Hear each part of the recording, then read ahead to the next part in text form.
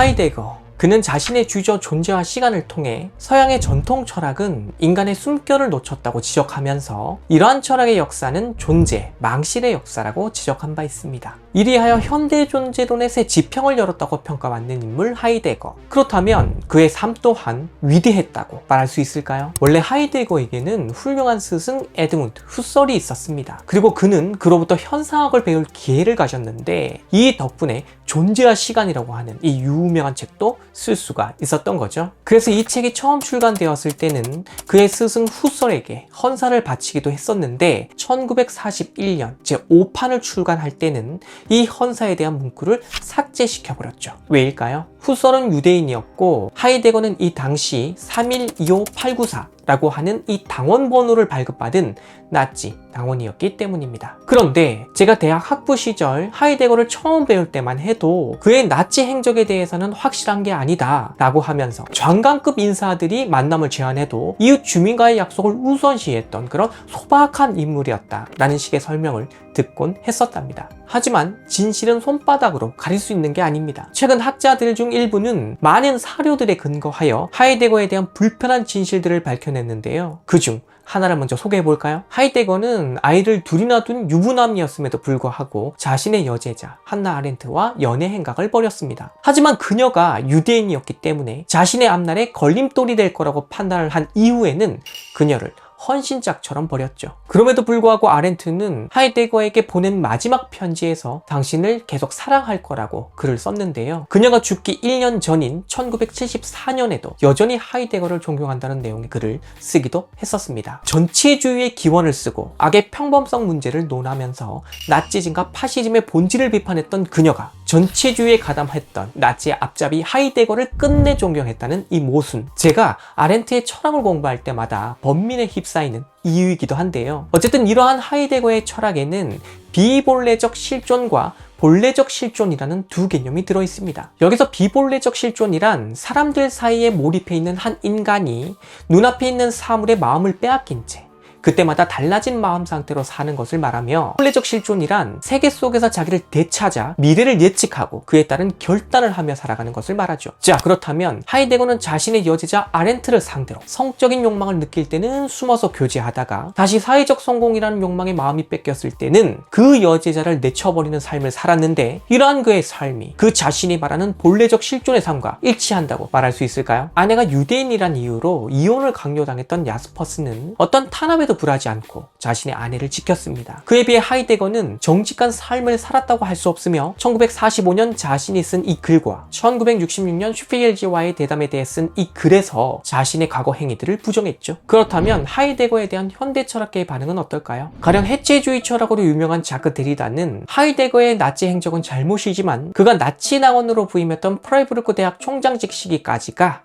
그의 잘못된 삶에 해당한다고 하여 특정 시기만 문제를 삼았습니다. 그런가 하면 현대 철학계의 또 다른 거장 리차드 로티는 하이데거의 친나치 행적은 잘못이지만 그의 철학과는 분리해서 봐야 하며 그의 철학과 나치즘을 연결짓는 것 자체가 위험하다, 이런 식의 우려 섞인 시선을 보인 바 있죠. 그리고 하이데거 철학의 영향을 받아 철학적 해석학을 수립한 한스 가다머, 우리 채널에서도 소개한 적이 있죠. 바로 이 가다머는 사람이라면 누구나 살면서 저지르는 그런 실수가 있는데 하이데거의 잘못도 그 정도 된다, 그런 실수다, 이렇게 보면서 오히려 그의 철학으로 그의 잘못된 삶을 변해줄 수 있다는 입장을 취하였죠. 하지만 아도르노는 그의 나쁜 삶의 행적이 필연적으로 그의 철학에서 기인한 것이라고 하여 그의 철학 자체에 문제가 있다고 지적한 바 있습니다. 자, 어떻습니까? 이러한 철학계의 다양한 반응에 여러분은 어떤 생각이 드시나요? 오늘날 하이데거의 친나치 행적은 하이데거가 남겨놓은 서간들, 메모들을 통해서, 그리고 여러 자료들을 통해서 정말 많이 밝혀졌습니다. 하지만 여전히 이런 진실들을 은폐한 채 하이데거를 옹호하는 그런 학자들로부터 박사 학위를 받고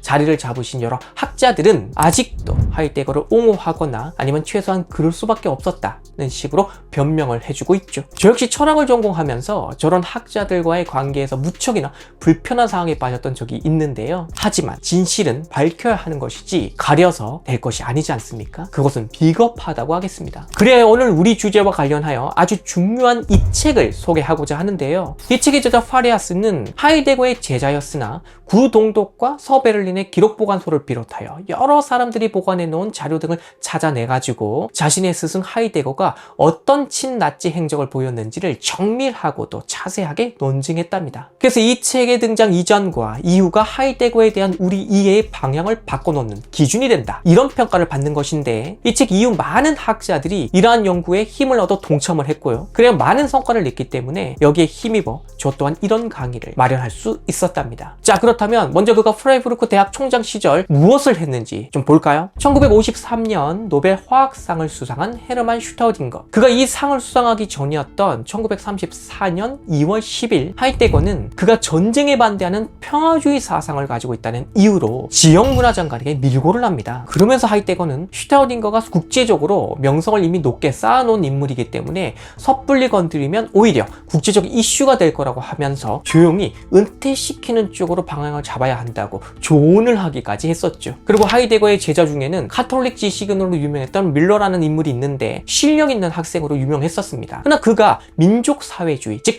나치에 반대한다는 입장을 가지고 있었거든요. 그래서 하이데거가 나치에 입당을 하자 밀러는 그의 강의 수강을 중단해버렸는데, 그러자 하이데거는 당시 자신이 가지고 있던 강력한 총장 권력을 이용해서 그를 내쫓기 위한 일을 꾸몄습니다. 그런데 더 무서운 것은 그가 총장에서 퇴임한 이후에도 자신의 이 제자가 대학에서 강의를 더는 할 수 없도록 지속적으로 방해를 했다는 점이 있어요. 참고로 밀러는 생활고에 시달렸기 때문에 그리 부자는 아니었던 거예요. 그래서 강의를 할 기회를 잡아야 하는 절실한 이유가 있었고 생계를 유지해야 되니까요. 그래서 자존심마저 내려놓은 채 하이데거에게 사정을 하기도 했었습니다. 제발 자신에 대한 비방을 멈춰달라, 이렇게 말이죠. 하지만 하이데거는 그러한 밀러를 상대로 자네도 카톨릭 신자라서 알겠지만 우린 진실만 얘기해야 하지 않겠나? 라고 하면서 그를 조롱한 채 그 간청을 물리쳤다고 하죠. 이래야 밀러는 학자로서의 삶에 사실상 종지부를 찍게 됩니다. 한 인간의 생계 수단을 나치에 반대한다는 이유로 박살내버린 하이데거. 자, 그렇다면 하이데거는 어떻게 해서 이런 막강한 권력을 가진 채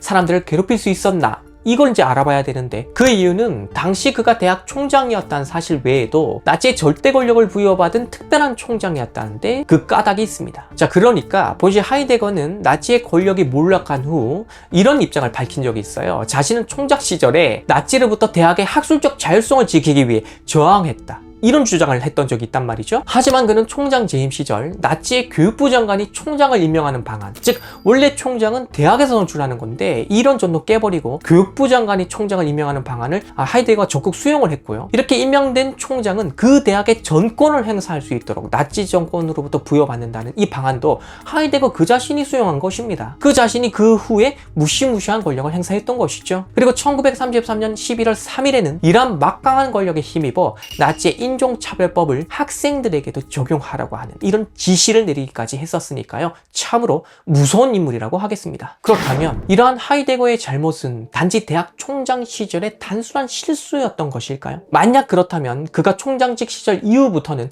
자신의 과거를 반성했어야 할 겁니다. 하지만 하이데거는 그 자신이 직접 1934년 6월 30일 총장직에서 물러난 이후부터 나치와 이제 단절했다, 이렇게 자신이 주장을 했으나 1935년 있었던 그러니까 바로 그 다음에 있었던 유명한 강의 형이사학 입문에서 나치의 내재적 진리는 위대하다는 발언을 하고 있어서 앞서의 저 주장이 모순이라는 것을 쉽게 확인할 수 있죠. 그리고 무엇보다도 하이데거가 평생에 걸쳐서 친하게 지낸 친구 피셔는 유대인 말살 계획이라고 하는 엄청나게 무서운 인종 청소, 이런 잔인한 계획이잖아요. 이런 계획을 세웠던 나치의 핵심 멤버 중 한 사람이었습니다. 이런 사람하고 하이데거는 1960년대까지 지속적으로 친밀한 관계를 유지하면서 서로 막 편지를 주고받고 하거든요. 이런 자료들이 남아 있습니다. 이런 사람이 과연 총장직 이후부터 나치와 단절했다고 볼 수 있는 걸까요? 그리고 나치에 맞섰던 철학자 카일 야스퍼스는 전쟁 종료 후 하이데거를 상대로 나치의 전쟁 범죄에 대한 공식적인 입장을 밝혀달라는 촉구를 여러 번 했지만 그는 살면서 한 번도